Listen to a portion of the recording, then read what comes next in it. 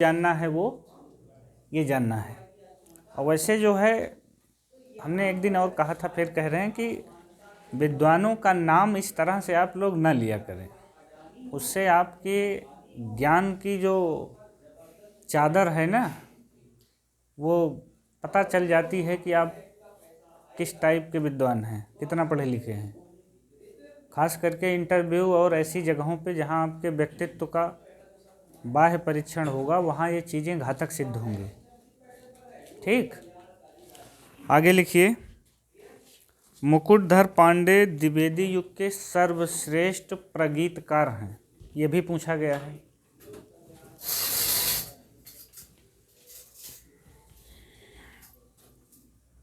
मुकुटधर पांडे द्विवेदी युग के सर्वश्रेष्ठ प्रगीतकार हैं।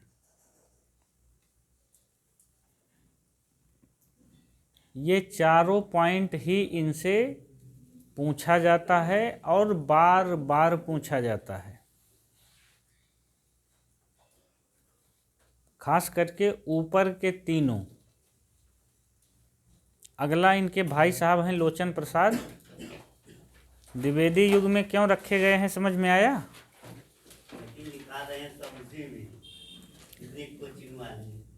तो जितनी है उनसे हमसे क्या मतलब है?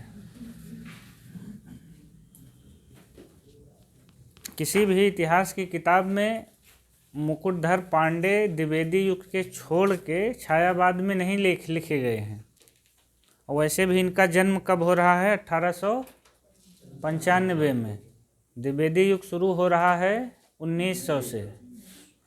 और इनकी जो रचनाएं आई हैं, आंसू भी 1916 में है, रूप का बोध 18 में है, और तमाम जिनकी डेट लिखी है तो वो किसकी सीमा में आ रही हैं? द्विवेदी युग के 1900 से 1918। सवाल ये नहीं होता कि कौन कब तक लिख रहा, सवाल ये होता है कि उसकी रचना में किस समय और समाज का चित्रण सबसे महत्वपूर्ण था। मैथिली शरण गुप्त को पढ़ाते समय हमने बताया था कि उनकी मृत्यु 1964 में हुई थी, तो वो तो नई कविता के कवि हो गए, तो वो द्विवेदी युग के कैसे हुए? लेकिन जो उनकी महत्वपूर्ण रचना साकेत है वो द्विवेदी युगीन जन जीवन और समाज का प्रतिनिधित्व करती है, इसीलिए वो द्विवेदी युग के कवि माने जाते हैं। अगर उनकी रचना प्रयोगवादी होती तो वो प्रयोगवादी माने जाते। इससे निर्धारित होता है कि कौन किस युग का कवि है। बाकी 42 साल निराला ने लिखा और छायावाद की उम्र 18 साल है, 18 से 36। ठीक, आगे लिखिए। लोचन प्रसाद पांडे 1886 से 1959।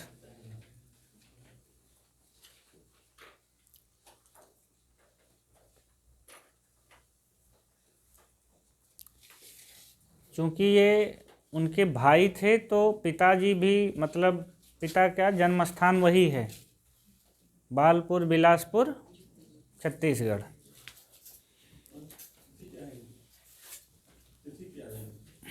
अठारह सौ 86 से 1959। रचनाएं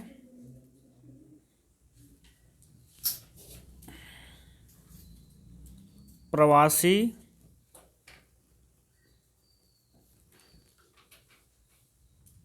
मेवाड़ गाथा,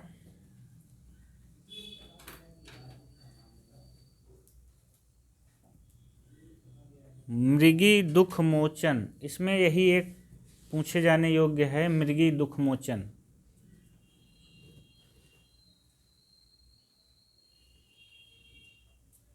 पद पुष्पांजलि,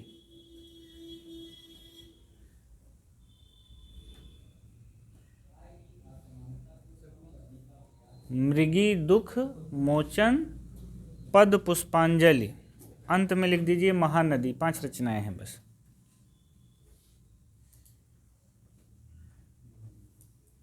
दो पॉइंट हैं इनसे, 3 पॉइंट बना लेते हैं, 2 लिखिए। गीत काव्य शब्द का सर्वप्रथम प्रयोग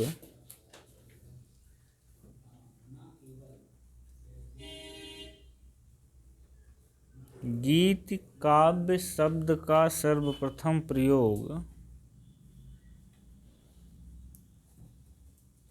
लोचन प्रसाद पांडे ने किया।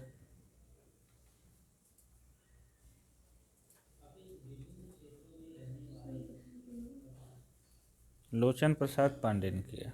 अगला पॉइंट, लोचन प्रसाद पांडे को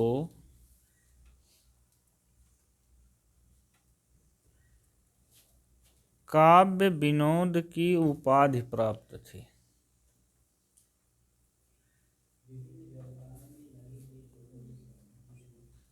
काव्य विनोद की उपाधि प्राप्त थी। और आखिरी में लिख दीजिए, लोचन प्रसाद पांडे मुकुटधर पांडे के भाई थे।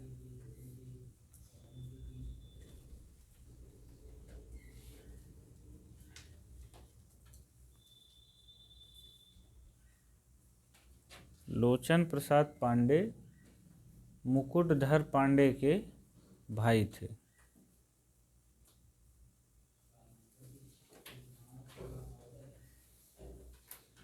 लेकिन प्रश्न के नज़रिए से 90% हिस्सा भाई साहब ही कवर कर लेते हैं।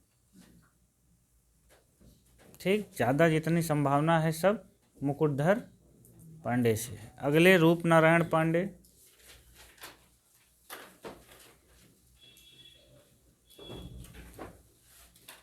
अठारह सौ चौरासी से 1958 लखनऊ।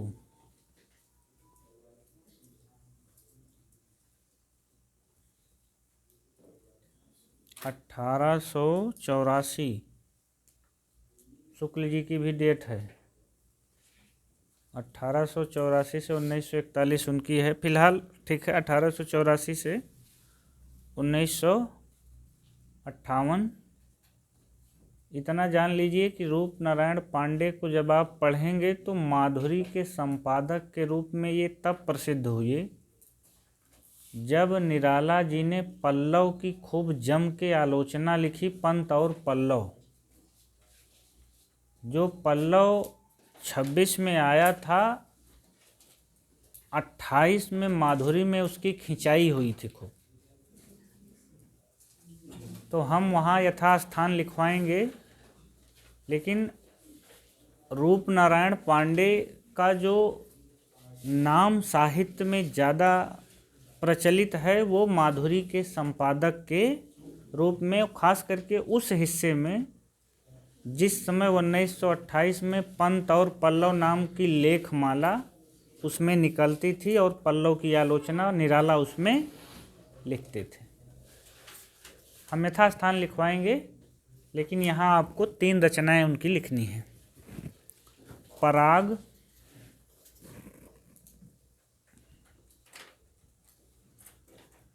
दलित कुसुम, पराग, दलित कुसुम, वन वैभव। दलित कुसुम के आगे लिखना है सेठ गोविंद दास का नाटक भी इसी नाम से है।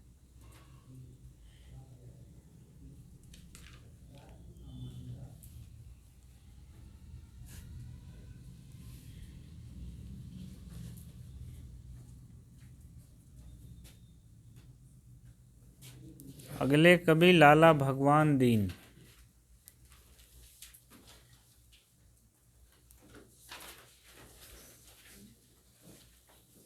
1866 से 1930 लाला भगवान दीन। 1866 से 1930 बरबर ग्राम फतेहपुर।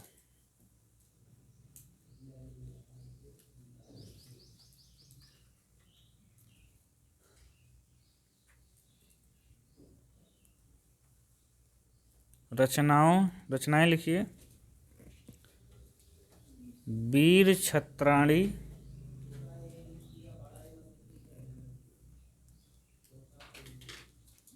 वीर बालक,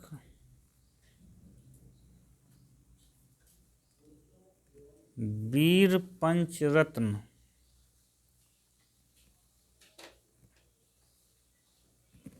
नवीन बीन,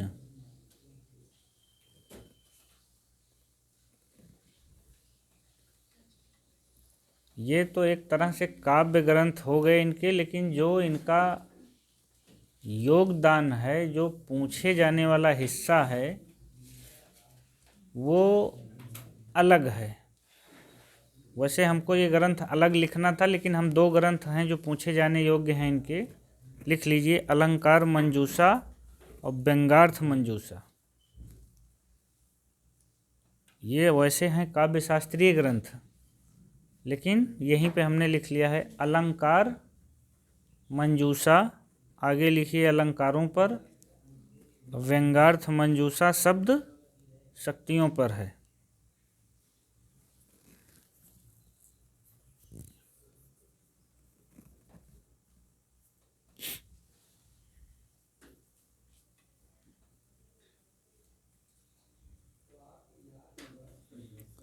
मतलब ये है कि इनके काव्य से ज़्यादा इनका ये जो अलंकार और शब्द शक्तियों का ग्रंथ है, यही पूछा जाने योग्य है।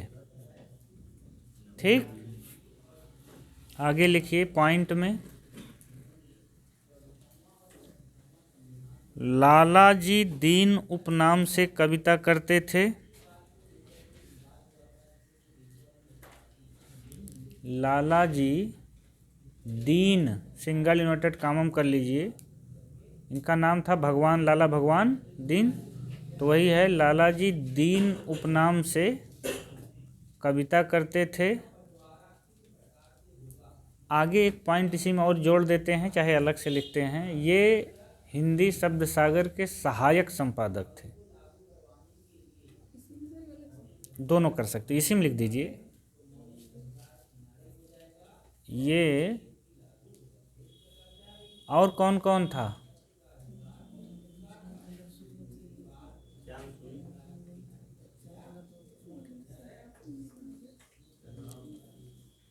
हिंदी शब्द सागर के प्रधान संपादक बाबू श्याम सुंदर दास थे। नहीं, उसमें रामचंद्र वर्मा, रामचंद्र शुक्ल, लाला भगवान दीन, बालकृष्ण भट्ट, ये 4-5 लोग उसके सहायक संपादक थे, और वास्तव में यही लोग सहायक संपादक ही उसके असली मेहनती लोग थे।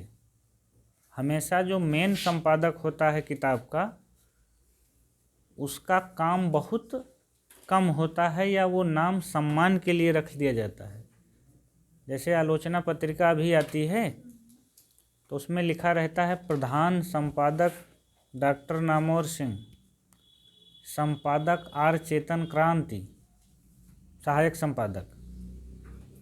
तो हमेशा जो प्रधान संपादक नाम होता है, वो सम्मान के लिए जोड़ लिया जाता है, कि ताकि हमारी पत्रिका की पहचान इस विद्वान के साथ जुड़ी जाए।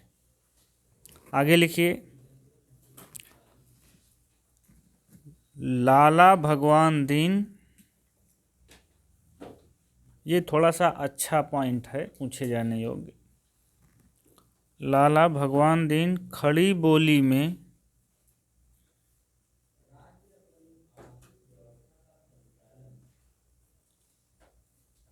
लाला भगवान दीन खड़ी बोली में वीरों के उत्साहवर्धक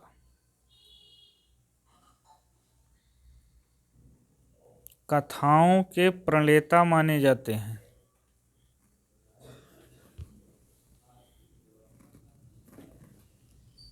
वीरों के उत्साहवर्धक कथाओं के प्रणेता माने जाते हैं।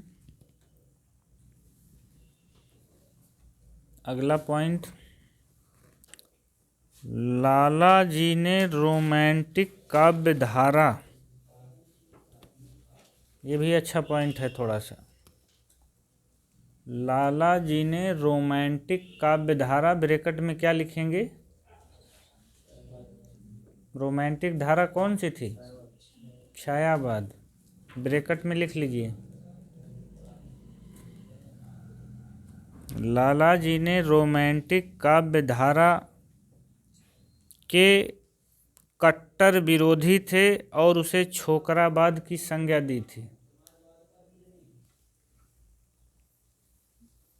लाला जी रोमांटिक काव्य धारा के कट्टर विरोधी थे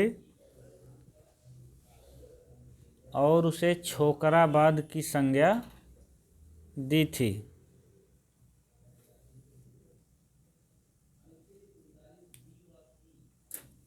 ऐसे ही लोग थे जो निराला को पागल कर दिए। अंतिम पॉइंट लिखिए, रामचंद्रिका,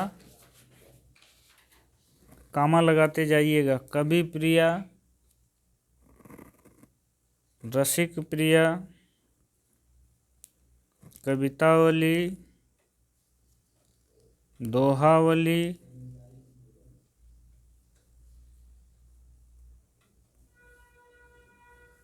रामचरितमानस,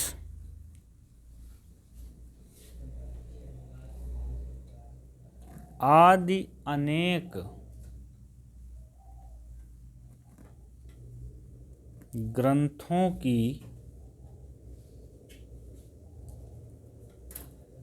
विद्वतापूर्ण टीका लाला भगवान दीन ने लिखी।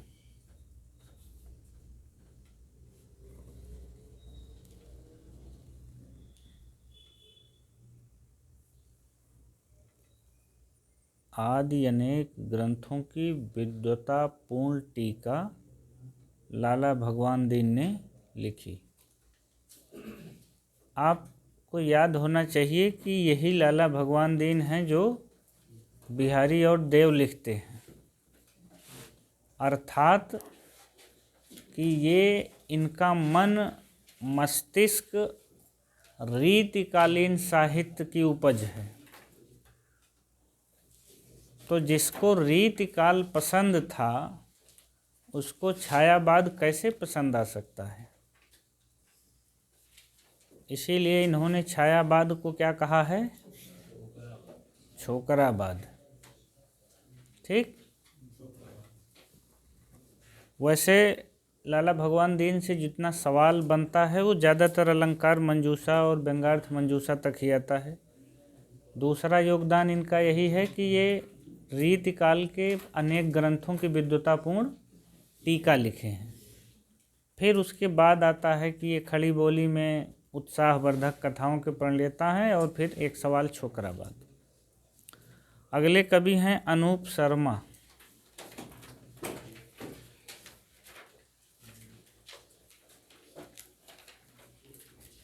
अनूप शर्मा का कुछ हमने लिखा नहीं है, पता नहीं मिलता है कि नहीं मिलता, हमने ध्यान भी नहीं दिया। 3 रचनाएं हैं, सुनाल, सिद्धार्थ, सुमनांजलि। सुनाल डैश करके लिख दीजिए, यह एक खंड काव्य है। सुनाल डैश करके यह एक खंड काव्य है। सेकंड सिद्धार्थ, यही इनका थोड़ा सा महत्वपूर्ण है। क्यों है, आगे लिखते हैं। यह बुद्ध के जीवन पर आधारित 18 सर्गों का महाकाव्य है।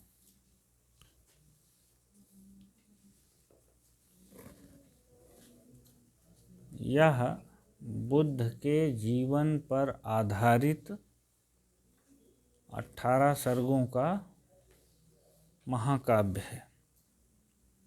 यही इनका एक पूछे जाने योग्य प्रश्न है। सुमनांजलि,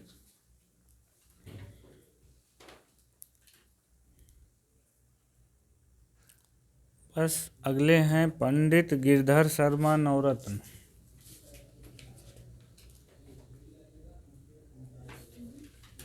गिरधर शर्मा नवरत्न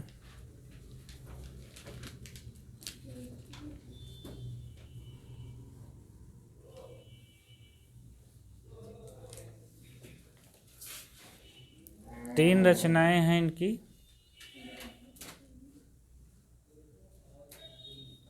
तीन में से 2 अनुदित हैं, एक मौलिक है, लेकिन तीनों हमारे हिसाब से एक साथ ही लिख लीजिए। अनुदित मौलिक पता चल जा रही हैं अपने आप।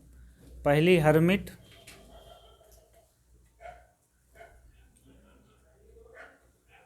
अब आपके सामने सवाल ये होगा कि श्रीधर पाठक भी हैं, हाँ, लेकिन इनमें और उनमें अंतर ये है कि आगे लिखिए आगे लिखिए, पहले बताते हैं।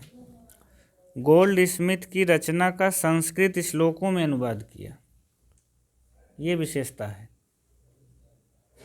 ये इनकी जो हर्मिट है वो संस्कृत श्लोकों में है। गोल्ड स्मिथ की रचना का संस्कृत श्लोकों में अनुवाद किया। तो ये थोड़ा सा ध्यान रखिए कि हर्मिट का खड़ी बोली में अनुवाद कि हर्मिट का, दरअसल देखिए चाहे वहाँ पढ़ेंगे चाहे यहाँ, हर्मिट दोनों जगह मिलेगा। वो एकांतवासी योगी आएगा तब भी हर्मिट, और हर्मिट आएगा तब भी हर्मिट। बस केवल इतना ध्यान रखना है कि उनकी खड़ी बोली में थी, इनकी संस्कृत में, लेकिन तब भी पूछे जाने की गुंजाइश 80% उसी की है, श्रीधर पाठक की। अगला लिखिए शिशुपाल वध।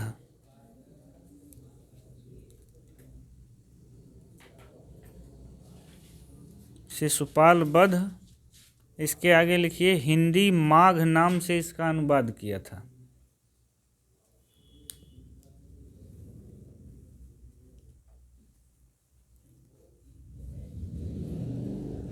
माघ को रामानंद कौन सी उपाधि प्राप्त थी, कोई बोलेगा नहीं। माघ को, सवाल ध्यान से नहीं सुनते। उपमा कालिदासस, धैर्य रखो।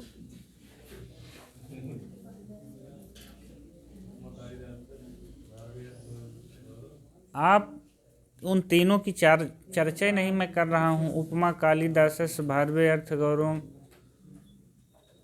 हम पूछ रहे हैं माघ को विशेष उपाधि क्या प्राप्त थी, घंटा की। ये पूछा गया सवाल है जिसमें वो पूरे मानकीकरण इतना ज़्यादा करते हैं, कोई न कोई कहीं ना कहीं पूछा जाएगा। महत्वपूर्ण चीज़ें ही रिपीट होती हैं, कोई अलग से नहीं आती। माघे संते त्रयो गुणा जब पूछा जाता है तब वहाँ पूछा जाता है कि माघ में कौन कौन से 3 गुण थे। लेकिन यहाँ जब उपाधि आएगी तब सवाल अलग हो जाएगा। आगे लिखिए गीतांजलि हो गई, हर्मिट, शिशुपाल वध, आखिरी गीतांजलि।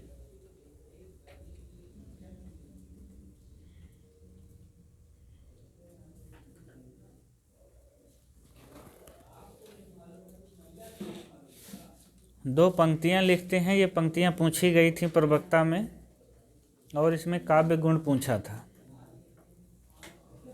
लिखिए पंक्तियाँ लिखिए। मैं जो नया ग्रंथ बिलोकता हूँ, मैं जो नया ग्रंथ बिलोकता हूँ, भाता मुझे सो नव मित्र सा है। भाता मुझे सो नव मित्र सा है। एक लाइन हो गई। हाँ, नव, नया, नव का मतलब एक लाइन खत्म हो गई। दूसरी, देखूं मैं उसे नित बार बार।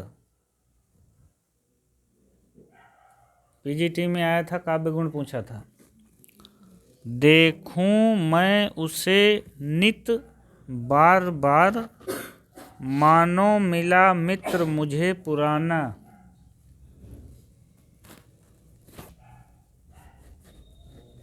मानो मिला मित्र मुझे पुराना।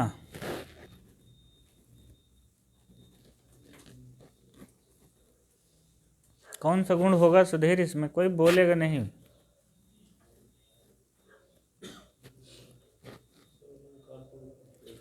गुण पूछ रहा है, गुण।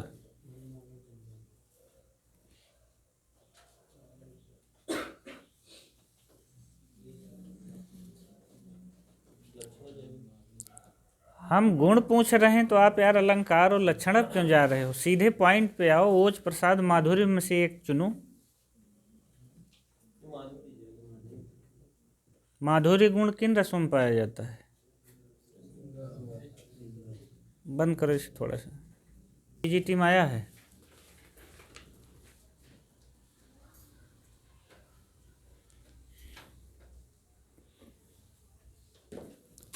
द्विवेदी युगीन ब्रज भाषा काव्य।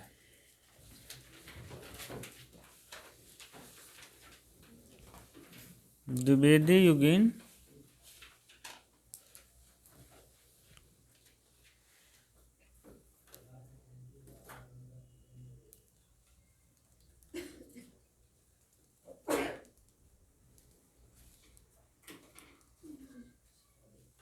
रामानंद शुरू किया हो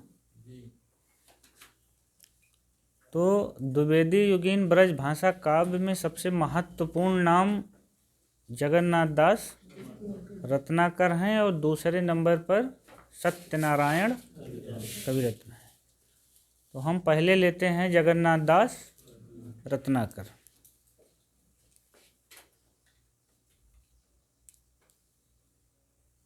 जन्म 1866 काशी में, मृत्यु 1932। 1866 से 1932 काशी में, पिता पुरुषोत्तम दास।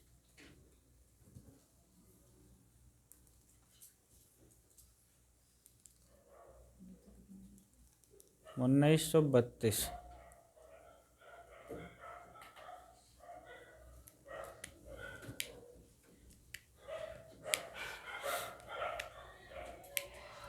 रचनाएं।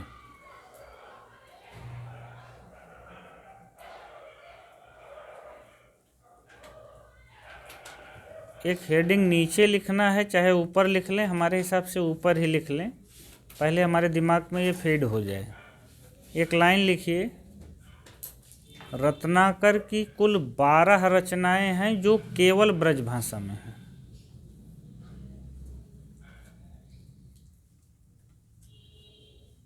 रत्नाकर की कुल 12 रचनाएं हैं जो केवल ब्रज भाषा में हैं।